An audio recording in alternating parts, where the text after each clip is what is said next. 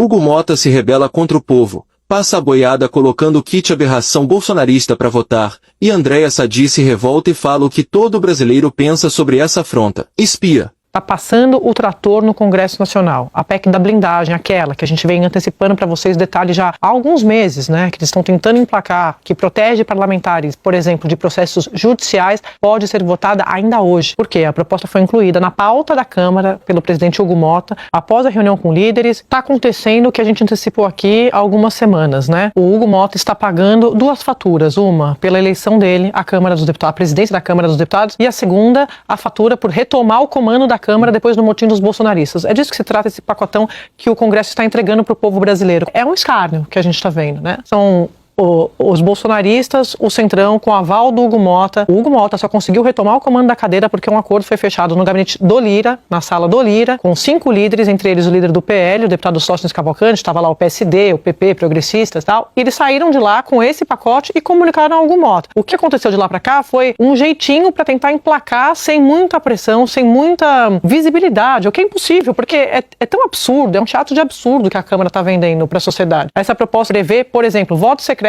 para votação de prisão de parlamentar. A aval do Congresso Nacional para abrir ação penal. Então, assim, a gente falava aqui, eu até brinquei, falei, eu vou falar, mas é tão absurdo que talvez isso não passe. Mas o Congresso, ele tem coragem de sobra. Eu achei que tivesse um pouco de bom senso, mas aparentemente eles estão mais preocupados em se salvar do que entregar mudanças do dia a dia, da urgência, da preocupação de fato da sociedade. Porque eu falei aqui, esse texto não está enterrado, ele está adiado. Isso. Não tem essa história de deixar para lá. Não existe isso com proposta que blinde ou que beneficie parlamentares. Eles esperam o melhor momento, eles esperam o ambiente, a poeira baixar. E dão bote. E também, exatamente. Né? E a gente disse aqui, vão esperar o julgamento do Supremo. Tá acontecendo tudo. O roteiro deles estava totalmente planejado, não tem nenhuma surpresa. Quem está surpreso é porque está desatento. Eles estão falando o que eles vão fazer. Imagine só, um voto secreto numa votação de prisão de parlamentar. O quão à vontade os parlamentares vão estar para rejeitar esse pedido ou para abrir uma ação penal. Quer dizer, depois eles reclamam de judiciário interferindo no Congresso. E o que são essas medidas? Isso não era para ser pauta do Congresso Nacional, é isso. Isso não é urgente. A PEC da segurança. Vamos voltar aqui para a nossa matéria anterior. PEC da segurança. Segurança, educação, saúde. Tem um monte de pautas que eles poderiam estar focados em resolver. O que me impressiona é a persistência, a vontade do Congresso em resolver a sua própria vida. Agora, o capítulo seguinte da PEC da blindagem é a anistia. Exatamente. Que amanhã, e vem aí. E vem aí, né? E para os próximos capítulos. Não é só isso, né? Como diria não é só isso.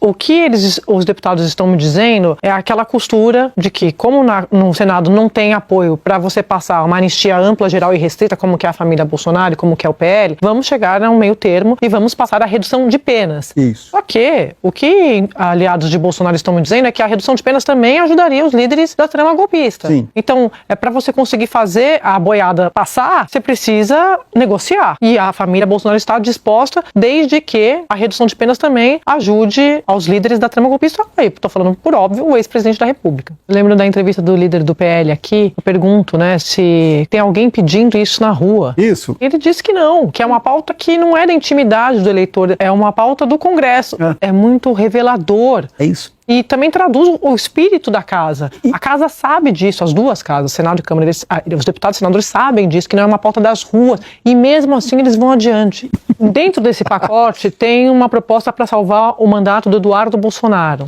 Eduardo Bolsonaro, que está nos Estados Unidos, um dos filhos do ex-presidente Bolsonaro, ele está lá, acabou a licença dele e agora as faltas estão correndo na Câmara. Qual que é a ideia? O Eduardo Bolsonaro vira líder da minoria na Câmara, hoje esse cargo é ocupado pela deputada Carol de Tone, e aí, com isso, ele pode continuar exercendo o seu mandato nos Estados Unidos. Inclusive, como me disseram deputados do PL, pode até votar na quarta-feira, amanhã, de forma remota, se o projeto da anistia avançar. Valda, essa é a proposta do PL, que eles vão falar mais adiante. Ainda hoje está prevista explicar essa proposta. Meu comentário, Hugo Mota vai topar isso aqui? Porque se topar, ele é conivente com o que o Eduardo Bolsonaro está fazendo lá fora. Bom. E com a ameaça que Eduardo Bolsonaro está fazendo sobre ele. Olha o prato feito para a sociedade hoje. PEC da blindagem, impunidade. Anistia amanhã. E Eduardo Bolsonaro com um mandato nos Estados Unidos, inclusive votando no projeto de anistia, que foi a condição colocada por ele, Paulo Figueiredo, aqui dos Estados Unidos para salvar o pai, o ex-presidente Bolsonaro. Val. E com ameaças. E com ameaça. Contra os Estados Ameaça Unidos, e com sanções contra impostas. os dois. Contra o Hugo Mota e contra Davi Alcolumbre. A depender do que a Câmara fizer, a Câmara é conivente com esse projeto e com essas ameaças e com esse roteiro de Eduardo Bolsonaro nos Estados Unidos, porque a Câmara ela tem as ferramentas para ser o freio dessa articulação que ele está fazendo lá. A começar por dizer, ó, isso aqui não dá, são tantas, já está esperando, né? São tantas faltas, é um processo burocrático. Não quer tomar decisão política, quer deixar rolar até ter que tomar uma medida administrativa. Mas se ainda topar isso aqui que eu acabei de mostrar, que é Eduardo Bolsonaro vira líder da minoria e consegue trabalhar de fora, Líder moto. trabalhar de fora, desculpa, né? Continuar articulando essa